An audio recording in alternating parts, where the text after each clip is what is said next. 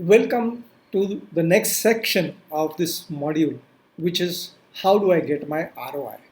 That means how do I use my resources? What is ROI? So let us deep dive into the second part. How do I maximize my ROI? Now, before we understand how to maximize my ROI, before we understand how to maximize my ROI, let us look at a concept called dominoes. Any idea what is dominoes? So there is one part is the effort and one is the work done.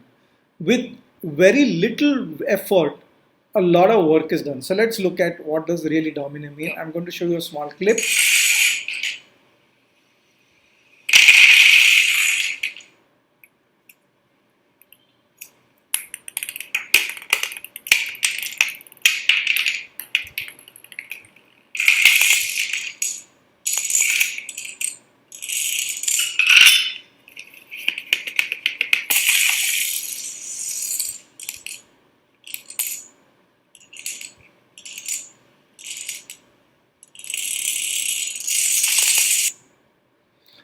Can you get how small effort can lead to so much of work done? That's what is dominoes.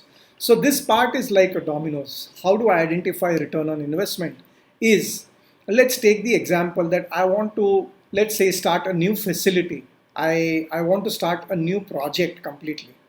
So I have different things. I have cash flow. Do I have the infrastructure? Do I have the uh, process?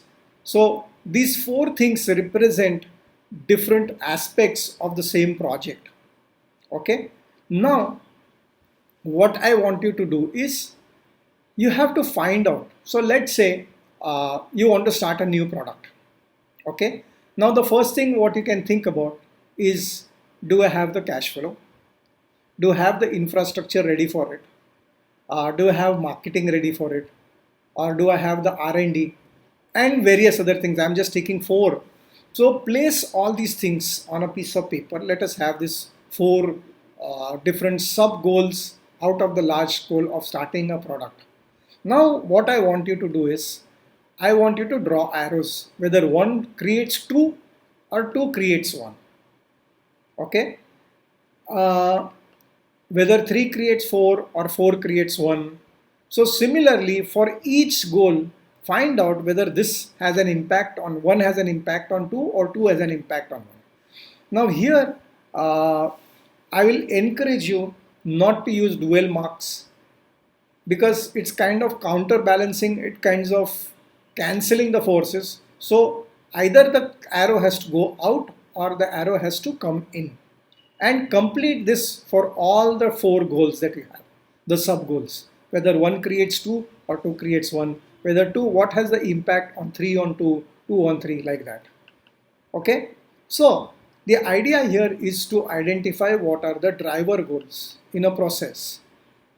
So once you completely mark out different arrows and complete them out, you will notice that goal number 1 has maximum arrows going out. That means goal number 1 is the driver goal. You can easily place all your resources, comfortably place on your resources, on all your resources on goal number 1. Many times you will find that we think that goal number 2 or goal number 3 is what I need to put my resources on, and then you might land up in a soup. But if you follow this particular process, then you will be able to identify what is the driver goal in this particular process. So once you have identified driver goals, now there might be 1, 2, 3, many driver goals depending on the size of the project. So many things are there. Okay, but you have to identify where am I going to place my maximum bets on, my maximum resources on. So here in this case, because there are maximum number of arrows going out, that becomes a driver goal. And obviously the number of goals, the goals that have arrows that going in is the recipient goal. So in this particular case, identify all the goals, sub goals, resources that may be required to run a process behind any work. Go as detailed as possible. Draw the process and place the goals, sub goals, and resources. Don't do this exercise on the head. You have to do it on piece of paper or on the whiteboard. Draw arrows either going in or out for each goal, sub goal, and then you will identify the driver goals or the recipient goals, right?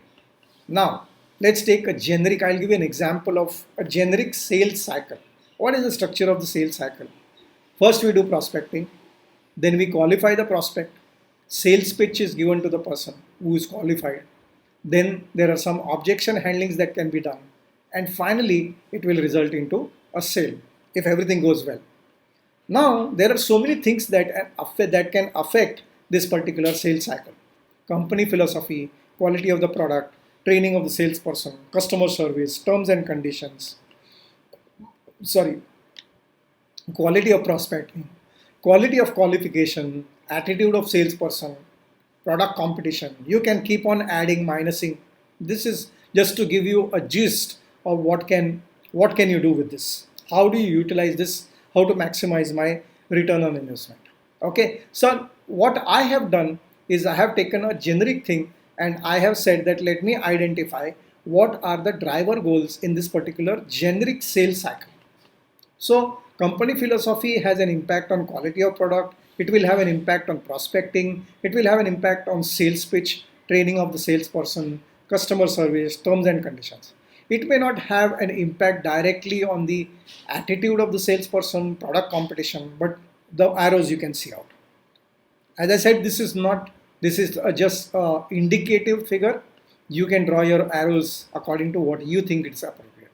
Quality of the product will impact sales pitch, and it will impact the sales. Training of the salesperson will impact objection handling. It will also impact the attitude of the salesperson.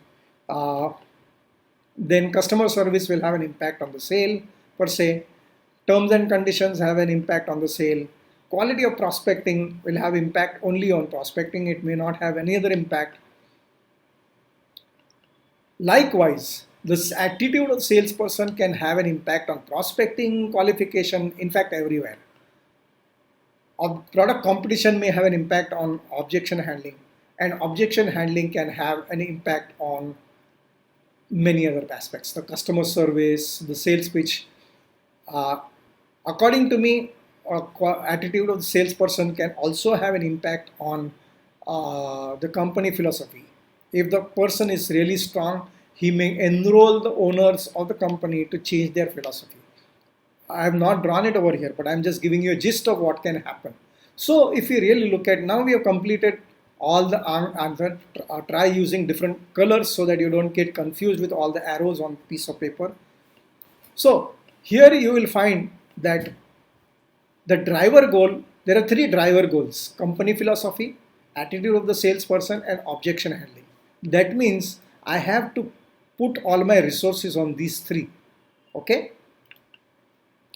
And obviously recipient is the sales. Okay? Now, if you have understood this whole process, read this, see this again and again for you to understand. What I want you to do is to do, this is a very powerful exercise, right? The best results are got when you do it on a piece of paper or on a whiteboard. Do not attempt this mentally. Think through as many resources required to run the process. Remember, everything has a process behind.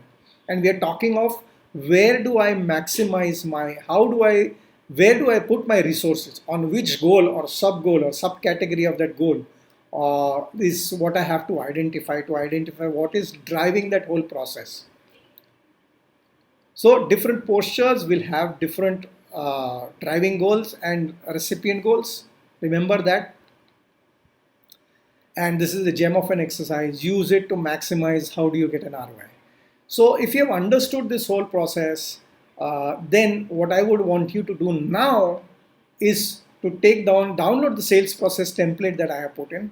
Think as if either you're a Cadbury or a Maruti car owner, insurance company, any of the things that you can pick up, and draw the new sub goals, subcategories, whatever you think impacts the sales process of a Maruti car or a Cadbury or an antacid manufacturer or a beauty soap manufacturer, whatever you have picked up.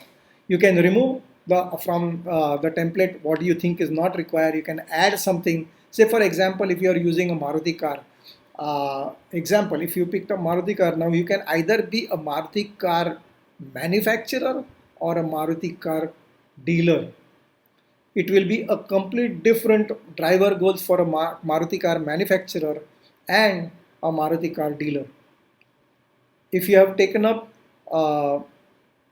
Cadbury, it will be different.